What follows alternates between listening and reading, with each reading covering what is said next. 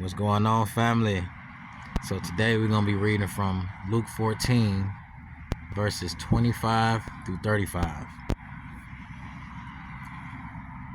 Now the great multitudes went with him, and he turned and said to them, if anyone comes to me and does not hate his father and his mother, his wife and his children, brothers and sisters, yes, and even his own life, he cannot be my disciple. In other words, if you don't love less all these things, if you don't love God more than all these things, you cannot be his disciple. And whosoever does not bear his cross and come after me cannot be my disciple. In other words, he's saying that this is a complete daily commitment to follow him, all the way into death.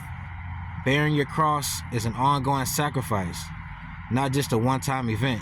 You have to be willing to experience everything for Jesus, from humiliation even to dying.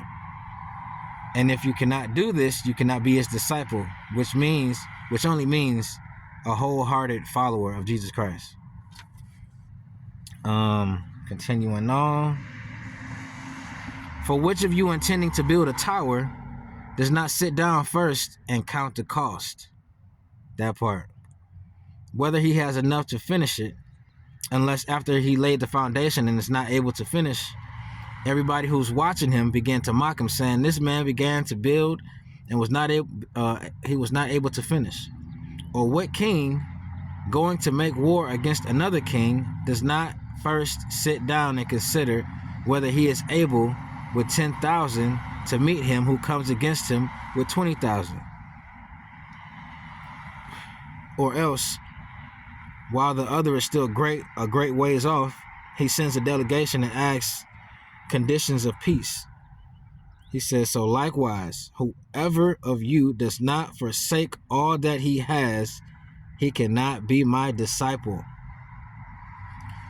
We're going on to verse 34. Salt is good, but if the salt has lost its flavor, how shall it be seasoned? It is neither fit for the land nor for the dunghill, but men throw it out. He who has ears to hear, let him hear. In verse 34 and 35, what he's saying there is, if followers lose their savor, their commitment to Christ, they become worthless to God's kingdom. He's teaching us that half-hearted discipleship is worthless, just as salt is useless if it cannot flavor or preserve.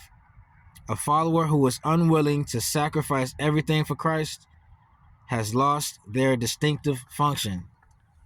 So the conclusion, what he's saying is, you have to count the cost. Really consider what he's saying that entails of you becoming a follower of him. It's not something you just claim. It's daily sacrifice. It's bearing your cross daily. It's following his ways. It's forsaking your way. You're giving up your will for his. Just remember that.